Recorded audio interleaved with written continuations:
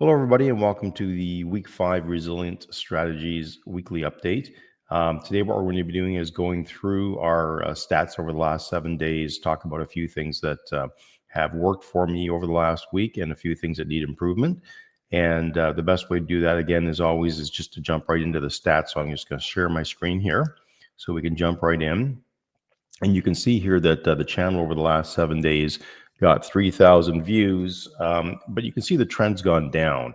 Now, I don't know if a lot of this has to do with the fact that we were coming up into the Christmas season. I would assume that a lot of people were out shopping and perhaps not on YouTube, but that's okay. You know, this is all a learning experience, and the numbers on a whole, if you want to look at what we did last week, I mean, we've gone from week one with 4,700 views to now a cumulative 33,600 views, which is good. Watch time hours continue to improve. Subscribers continue to improve. The click-through rate remains the same at 2.2. So, you know, we're making improvements, which is the direction we want to be headed. We're not sprinting. We are walking down the street, which is good. We're learning. There's a couple of points I want to bring up. A couple of weeks ago, we started with our iterative process and making some changes. And one of the things that one of the problems that we were trying to solve was that the long form views long form videos weren't getting as many views as we would have liked. So what I tried doing was I tried switching out one of my long form videos that didn't get a ton of views to the intro video. And while it did get a number of views, it went from like 2 or 3 up to 28. That just tells me that people who come to our channel on YouTube, who watch that opening video, that when they discover us, that counts as a view. So I guess the takeaway there is that whatever video I put there will get additional views, but eventually I have to get the right video in that slot that helps people understand, you know, what the channel is about and how we can convert them. A great analogy I heard last week was it's like going to Costco. The sample that you get when you go and buy the bag and take it home, it has to be the same as the sample. So when people sample my channel with that opening video, whatever I've got in the channel has to resemble what that opening video was. So I'm doing a little bit of cleanup this week, trying to sort of clean up some of the testing videos that I've done. We talked a lot about in the last couple of weeks the dog videos that I was putting out with me and Ralph, and we've dialed that back because, again, using that analogy, we're not a dog channel, and I think a lot of the views that I got, I got about 40 views when I put out that one viral video of Ralph and I going to the beach. And while that got us subscribers, the fear was, did they want more dog videos? Because that's not what the channel is about. So I had to make that correction. And it's good that you make these mistakes because that's how you learn you learn by making mistakes in the beginning so that when you start getting even more people who resonate with your channel following you, they're always consistently getting good quality videos and good quality value. So that first problem of getting more people watching the long form videos, we're still working on that, but it was a test to see what would happen if we swapped out the intro video, and absolutely it did make an impact. Although it wasn't a huge impact, it did make an impact. It got more views. So that was interesting outcome number one. Then just trying to duplicate that short viral video. We tried duplicating it, doubling down on it just to see if that would get us more views. And it didn't. And so I'm not, again, that's a bit of a mystery why that one video went viral. And I think the bigger takeaway is the reason why I think it went viral was because people were commenting on it. That is the bigger takeaway, that comments, and when people like, comment, and share, that tells the algorithm people like this and it puts it out to even more people. So the bigger takeaway isn't that it was necessarily a dog video, but you've got to create videos that inspire people to leave a comment, like, or share. And when they interact with your video, the algorithm picks up on that and it puts it out. And then the third problem we were trying to solve was how to create better short videos in a quicker manner. I started using the YouTube app on my phone to dissect and quickly put out quickly put out shorts. That's one way of doing it. But I also started dabbling with batch recordings last week, where what I would do was when I put out a viral, or when I put out a long form video, what I would do is I would then go to my editing suite and I would crop out, 7 video clips from that long form video. And then what I would do is I would schedule those so that they would go out throughout the week, so that I wasn't daily uploading a video. I basically sat down on the weekend and went, okay, here's 4 hours of work that I'm going to put into my channel. I'm going to have this one video. I'm going to dissect it out and see if by creating viral videos from that one long form video, will that bring more viewers to the video? So that's something we'll check on next week to see if that strategy of creating video shorts for the long form video brought people back and increased the viewership. Now, a couple of things I wanted to touch on today. One, we've been having some difficulty, or I've been having some difficulty with my audio quality. I'm in a large room here. I've shown this on other videos where I'm in this very large room with a high ceiling, not the best for acoustic sound. I've really been playing with my Yeti microphone here and watching some tutorials on how to get cleaner, better sound out of it. So I don't know that I've eliminated the echo completely. And I think I've decided that I will have a dual studio. I've got a second studio in the house now where hopefully I'll get cleaner audio that will be able to resonate better on these videos. I know that if the audio quality is not great, that turns people off as well. So we're working on the audio portion of things to see if we can get nice, clean audio without echo in this particular room. And the second thing is, this week I came across another YouTube channel that talked a lot about creating a video template. And while that was something that I was already doing, you can watch a lot of mentors on YouTube. There's tons of gurus on YouTube telling you how to create a YouTube channel. And sometimes it's just a matter of listening. You can watch 100 different creators telling you how to create a channel. And sometimes you just come across one that explains things so simply, it just makes sense. And so I came across this one YouTube creator, and they gave a template for auditing your videos, which I thought was a really unique concept, because not only does it give you a template for moving forward, it gives you a template for looking back and seeing where you've made mistakes in some of the videos you've already created. And I'll give you the 10 steps right now. The 10 steps that I'm following. So what I've done is I've went out and bought a Hilroy, notepad, and each one of these pages in the notepad now represents my script for creating my next video. And the interesting thing is, you'd say, well, Dave, why don't you just do that on the computer? Well, the way that my brain works is repetition. And the more I write things down, the more I start thinking about patterns. And it's not the same when you type it out on a computer on a template. I want to write down the steps every time so it becomes a habit for me. So what's interesting here, there's 10 steps, and I'll go through them. The first is the idea. What is the idea of the video? What's the emotion I'm trying to create? What's the type of video? And I'll go through all of these in a little more detail. What is the thumb copy going to be? The thumbnail copy. What is the title of the video going to be? What is the hook, the opening line that you're going to use when you create that video? What is the intro going to be? And then what's the teaser going to be? And then 3 facts, a slide that gives you 3 supporting facts to whatever the main idea of the video topic is, and then a recap, and then a segue to your next video. Now, and then I've got analytics that I track for each one of these videos underneath in a 7-day period to see if this can actually increase, using this template, if this can actually increase my viewership. Now, what's interesting with emotion and curiosity, there are 3.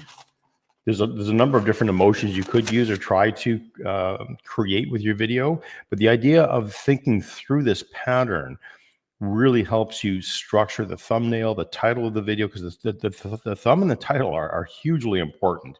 But the 3 top emotions that will get people to click on your video are curiosity, fear, and desire. Now, when you take that title idea for your video, you put that in, you say, okay, what emotion is this going to create? So, okay, in this case, I'm starting today creating a 30-day challenge to master self-motivation. And the idea is there's a lot of people who are going to be, creating a New Year's resolution, and the majority of people fizzle out within 7 days of creating or reaching their goals.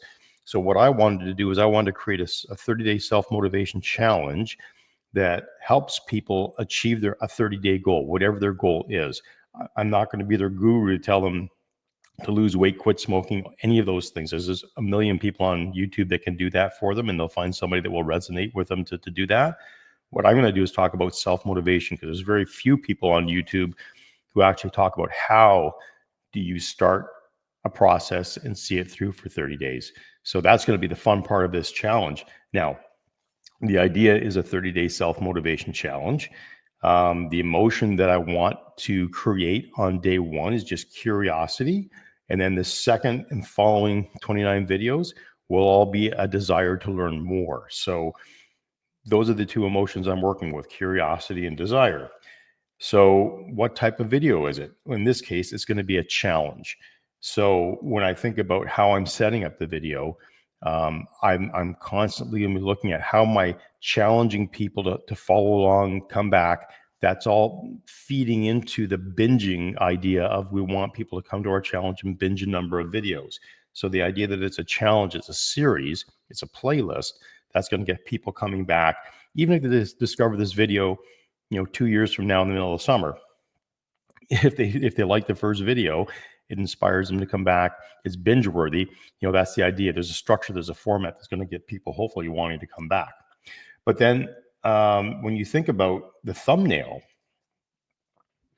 the way this was explained to me, it's kind of like open up your Netflix on your TV, look at all the thumbnails you see, and which are the ones that would get you to click through to learn a little bit more, maybe watch a trailer or explore a little bit more about that video. Netflix knows that Netflix knows that you will give any video thumbnail 1.8 seconds before moving on to the next. So when it comes to YouTube, you've got the same thing. It's a Netflix format. It's served up in a Netflix format. And you've got about 1.8 seconds for your video to capture your thumbnail, to capture that viewer's attention for them to click on it to want to learn more. So in 1.8 seconds, that thumbnail image has to evoke curiosity, and it has to create a desire for you to want to click through and learn a little bit more. So the feeling that's the expression on my face in that video or in that thumbnail, it has to evoke an emotion of curiosity. So that's kind of been the fun project over the last 24 hours, is trying to find other videos and other images of people with a curious look on their face. So because I'm not a professional actor, so I'm going, okay, how do I look curious? And how do I incorporate that into the thumbnail?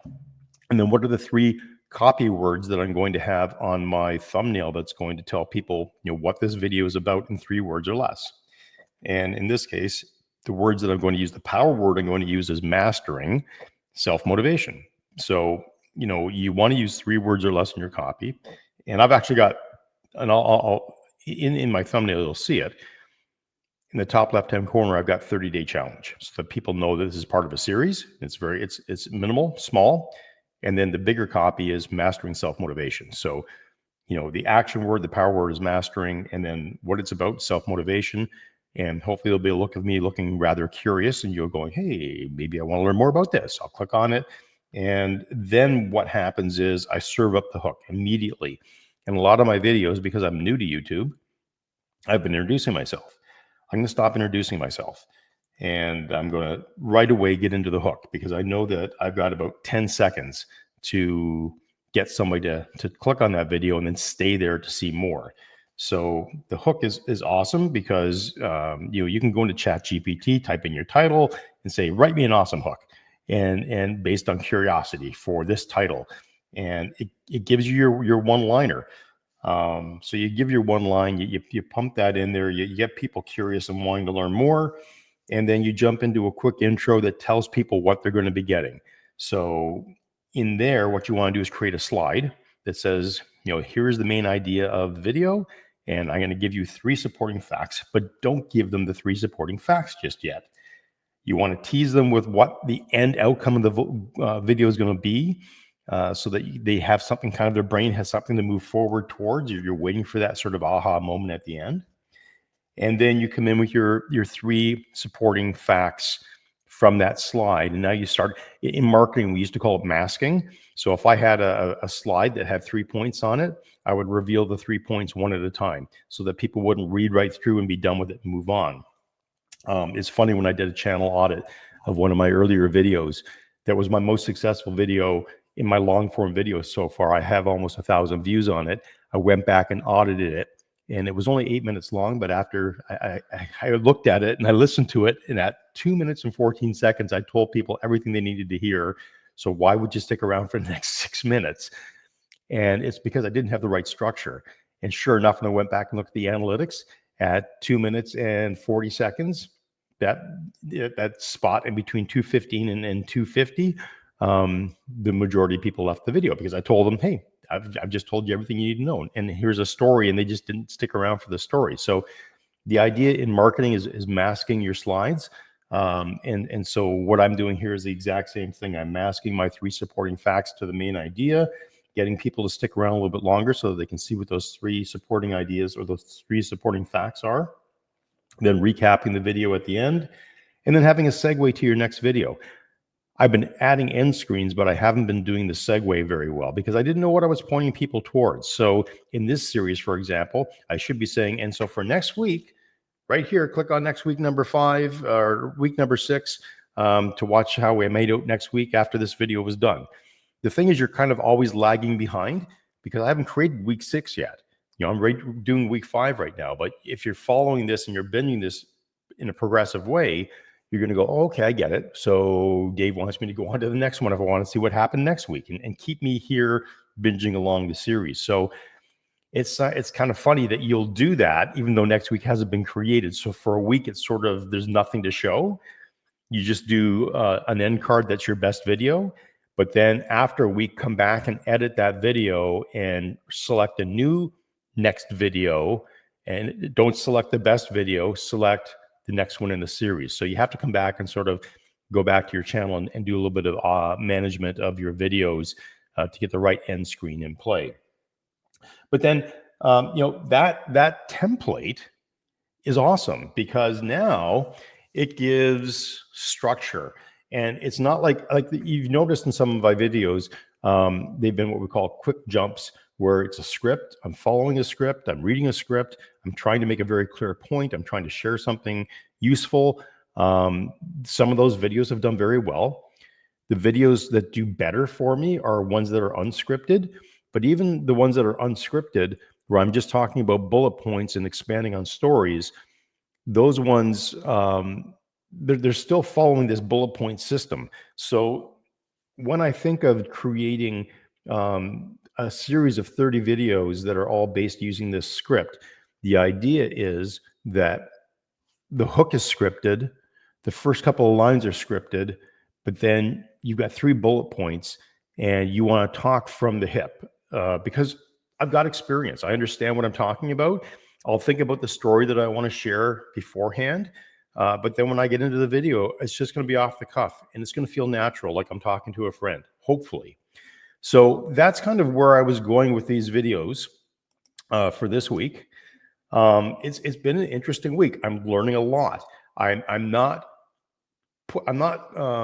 turned off or disappointed by the numbers. I know that I've just gone through the week of Christmas, and here in North America, viewers are going to go down because people are with their families or doing other things. But I think over the next couple of days, people are going to be sitting back on their couches going, okay, I miss social media. What's going on out there? Maybe they're going to discover this. Maybe they're going to find this useful. If they've ever thought about creating their own YouTube channel, the idea is this isn't the best YouTube channel in the world. This is a guy who's 58 years old who's trying to figure it out. And if you're in the same boat as me, maybe you're over 40 and you're trying to figure out a few things. One of the things I did change this week, if you go and look, was I got really clear on my branding. I got really clear on who my audience is. Now, anybody can watch my videos, that's fine. And hopefully somebody will relate to it. But clearly, I'm trying to create resilient strategies for dads because that's what I am. I can't speak from my wife's perspective. I can't speak from anybody else's perspective other than my own. What am I? I'm a father who's had a marketing career for over 30 years. And I've got two grown children. And I've gone through all the experiences when they were young. And I've gone through all the pitfalls that fathers go through. And now I'm trying to provide strategies that are going to hopefully help people learn from their experiences. I think that's the biggest takeaway is this isn't me giving advice as much as it's me inspiring you to ask better questions for yourself that demand better answers. And if we can find a way to do that on YouTube, then I think I've got some really good evergreen content that will resonate for many, many years to come. So that was this week's updates. If you want to stick with us and learn what happened with all the new things and the adjustments we made and the kickoff to the 30-day challenge, check out what happened as I review next week in the video right here or here, wherever. I've got to figure that one out. I think it's going to be over my shoulder here. Check in with us next week and see how we started making it with our 30-day challenge. Happy New Year, everybody, if that's when you're watching this video, and happy holidays and stay safe, and we'll talk to you next week. Bye for now.